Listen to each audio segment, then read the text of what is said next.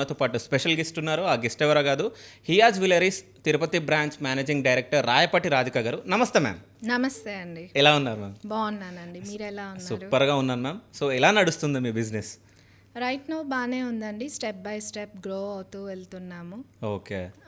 కొంచెం price fluctuations వల్ల need ఉన్న వాళ్ళే వచ్చి కొంటున్నారు, క్యాజువల్గా కొనేవాళ్ళు థింక్ చేస్తున్నారు. Okay. So everything is fine. So ఇప్పుడు అక్షయ తృతీయ వస్తుంది. సో పెరిగే ఛాన్స్ ఉంటుందా, తగ్గే ఛాన్స్ ఉంటుందా? ఈ ఫ్లక్చువేషన్లు అంటే ఎక్కువ అవుతుందా తక్కువ అవుతుందా ఎవరు ఊహించలేకపోతున్నారు.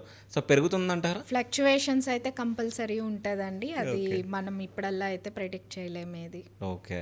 సో చాలా thank you so much madam. అంటే ఇంతమంది కస్టమర్స్ ఉన్నా సో టైం తీసుకొని మాకు ఇంటర్వ్యూ ఇస్తున్నందుకు. ఇట్స్ మై ప్లెజర్ అండి. సో అంటే హియాజ్ జ్యువెలరీస్ అంటే ఎప్పుడు స్టార్ట్ చేయాలనుకున్నారో, అసలు ఎలా స్టార్ట్ చేశారు బిజినెస్? మీరు ఈ బిజినెస్లోకి ఎట్లా వచ్చారు?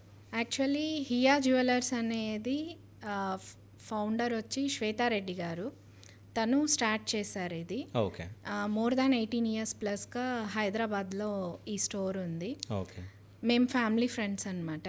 ఓకే. సో తను నన్ను ఎంకరేజ్ చేయడానికి, తను మోటివేట్ చేసి తిరుపతిలో బ్రాంచ్ నేను తీసుకునేలాగా నన్ను మోటివేట్ చేశారు.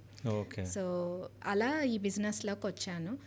కేవలం శ్వేతారెడ్డి గారి సపోర్ట్ వల్లే నేను ఈ బిజినెస్లోకి రావడం అయింది. ఎందుకంటే మాకు ఫ్యామిలీ బ్యాక్గ్రౌండ్ అంతా ఏం లేదు, అంటే బిజినెస్ ఫ్యామిలీనే, బట్ ఈ business jewellery business family background అయితే లేదు.